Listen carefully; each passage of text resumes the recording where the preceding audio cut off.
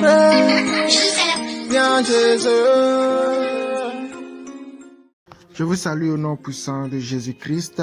Vous entendez la voix du serviteur de donner Médard. Nous allons commencer ce sous-thème Jésus-Christ, la lumière qui éclaire tout homme. Jésus-Christ, la lumière qui éclaire tout homme. Et avant d'aller dans le vif du message, nous allons louer le Seigneur. Adorons au nom puissant de Jésus-Christ. Jésus est la lumière qui éclaire le monde. Jésus est la lumière qui éclaire le monde. Jésus est la lumière qui éclaire toute âme. Jésus est la lumière qui éclaire le monde. Béni sois-tu, Seigneur, béni soit ta parole, au nom puissant de Jésus-Christ.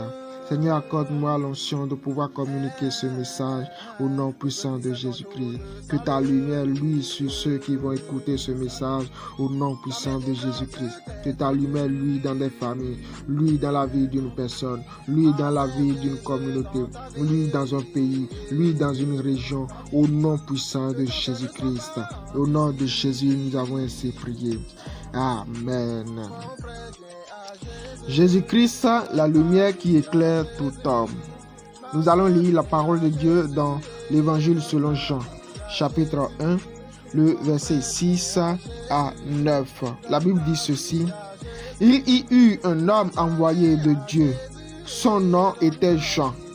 Il vint pour servir de témoin, pour rendre témoignage à la lumière, afin que tous crussent par lui.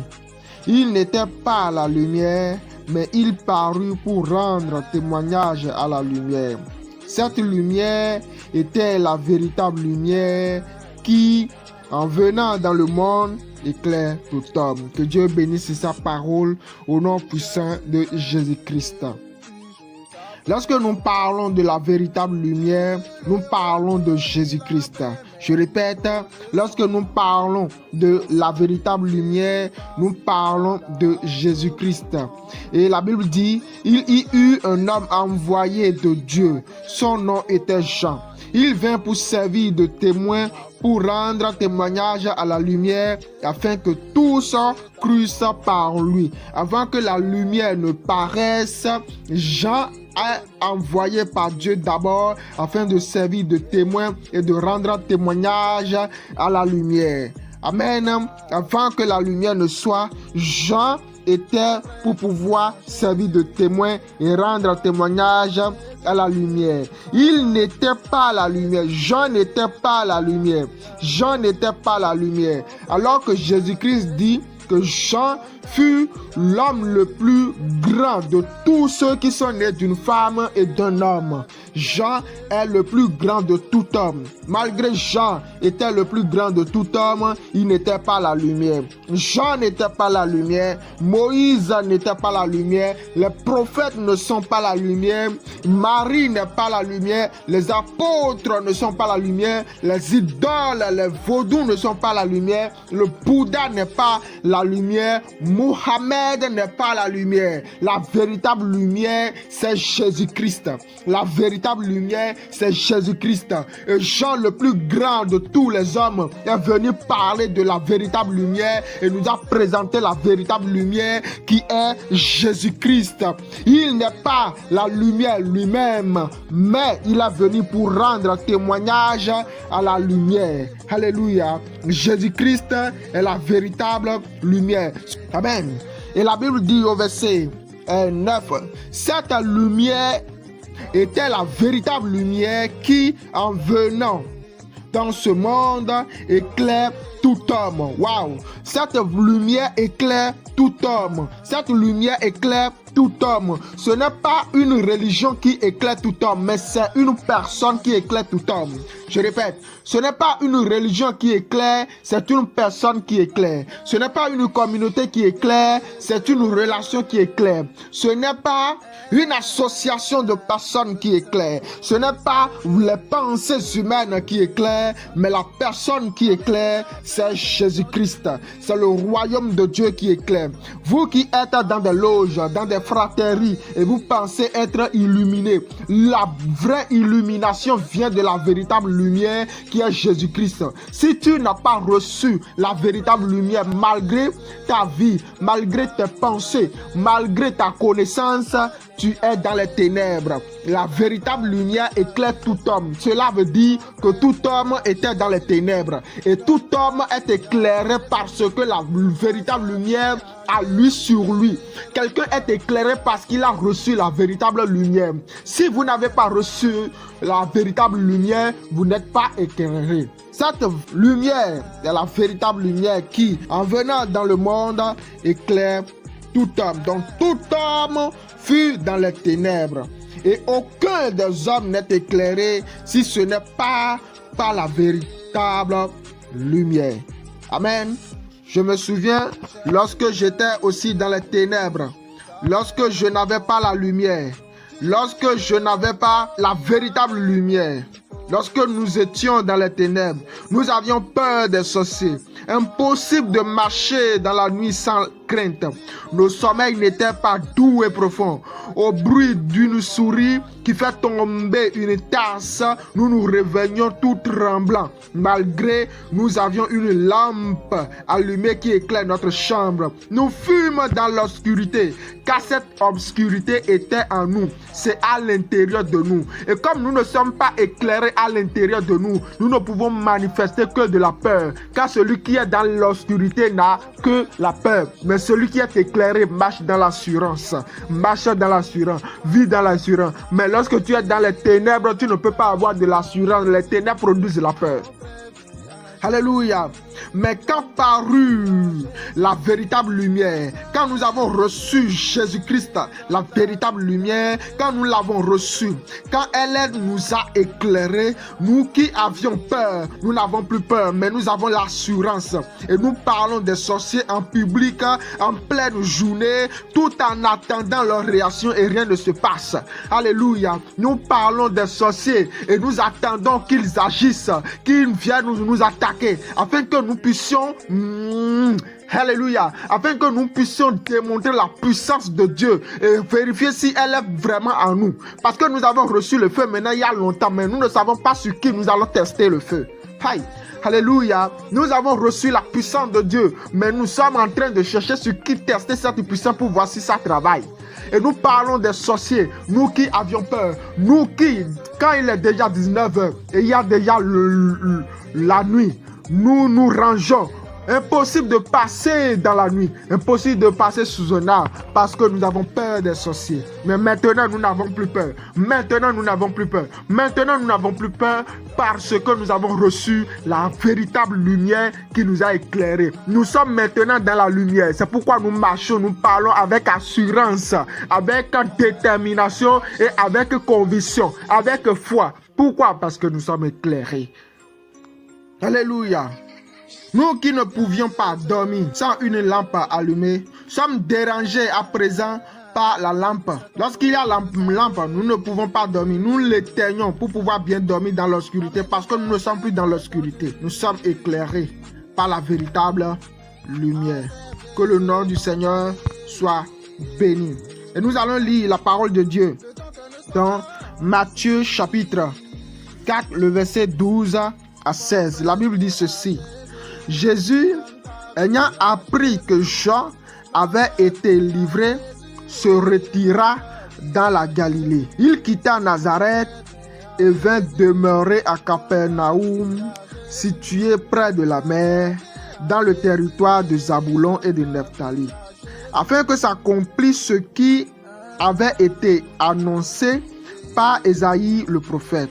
Le peuple de Zabulon et de Nephtali, de la contrée voisine de la mer, du pays au-delà du Jourdain, et de la Galilée des gentils, ce peuple assis dans les ténèbres a vu une grande lumière. Et sur ceux qui étaient assis dans la région et l'ombre de la mort, la lumière s'est levée. Alléluia. Que Dieu bénisse sa parole. Jésus-Christ a appris que Jean était livré, Jean était emprisonné et il a quitté Galilée. Il se retira dans Galilée plutôt. Il est venu en Galilée. Il a quitté Nazareth pour venir pour demeurer à Capernaum, dans le territoire de Zabulon et de Nephtali. Lorsque Jésus était allé à Zabulon et à Nephtali, c'était pour l'accomplissement d'une prophétie annoncée par Ésaïe.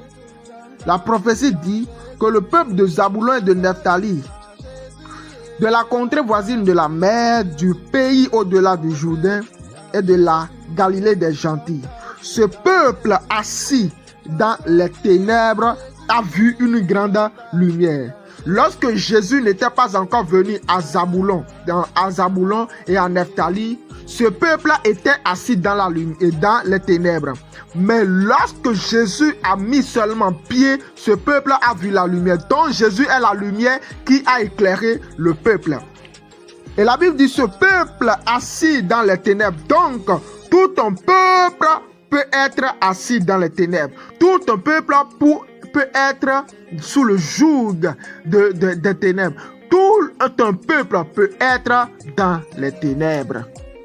Quel que soit le développement de ce pays, quel que soit le développement technologique, le développement économique et toute la prospérité qui va avec, si ce peuple n'a pas Jésus-Christ sur son territoire, ce peuple est dans les ténèbres, comme le peuple de Zabulon et le peuple de Nephtali. Si Jésus-Christ n'est pas dans votre famille est dans les ténèbres. Si Jésus-Christ n'est pas dans votre vie est dans les ténèbres. Si Jésus-Christ n'est pas dans vos relations sont dans les ténèbres.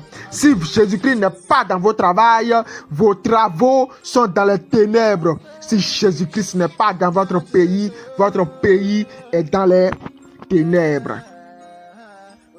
Alléluia. Et sur ceux qui étaient assis dans la région et l'ombre de la mort, la lumière s'est levée. Ceux qui étaient mis en captivité par les ténèbres, sur ceux-là, la lumière Jésus-Christ s'est levée. Alléluia. Et j'aimerais prier que la lumière, la véritable lumière, vienne dans ta vie et t'éclaire et te sauve du joug de la sorcellerie, du joug de fétichisme, du joug de vaudou, du joug du péché, afin que tu sois éclairé, que tu sois sanctifié, que tu marches maintenant dans l'assurance et que la peur qui t'envahissait parce que tu étais dans les ténèbres, que cette peur te quitte au nom puissant de Jésus-Christ. Alléluia. Je bénis Dieu parce que cette lumière a lui en Afrique. Cette lumière est venue en Afrique et nous a éclairés. Nous qui étions sous le joug de la sorcellerie en Afrique, à cause de cette lumière qui nous a éclairés, nous n'avons plus peur de la sorcellerie. Et d'ailleurs, nous prêchons l'évangile et les sorciers nous craignent. Nous qui craignons les sorciers, ce sont les sorciers qui nous craignent aujourd'hui à cause de la véritable lumière. Si la véritable lumière n'était pas venue en Afrique, la sorcellerie allait détruire ce continent.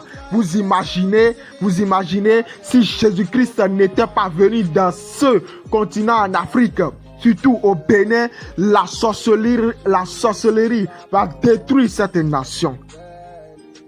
Je bénis la vie de ceux qui nous ont apporté le vrai évangile. L'évangile du salut, que Dieu les bénisse, que Dieu bénisse ses apôtres, que Dieu bénisse ses envoyés, au nom puissant de Jésus. Ma prière pour vous est que vous receviez la véritable lumière Jésus-Christ et que vous soyez éclairés dans votre vie au nom puissant de Jésus-Christ. Recevez la lumière de Dieu, recevez la lumière véritable Jésus-Christ dans votre vie au nom puissant de Jésus-Christ. Amen. Et comme je le disais, le ministère de la Révélation n'a pas encore un lieu où il fait des cultes présentiels.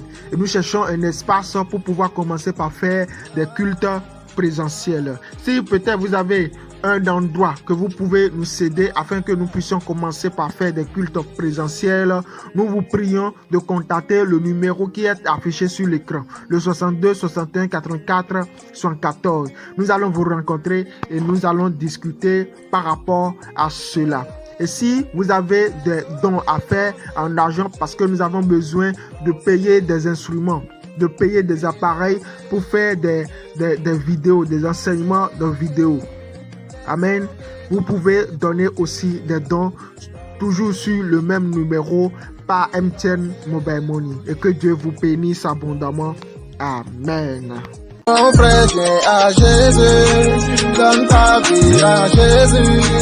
Ma soeur, viens à Jésus et donne ta vie.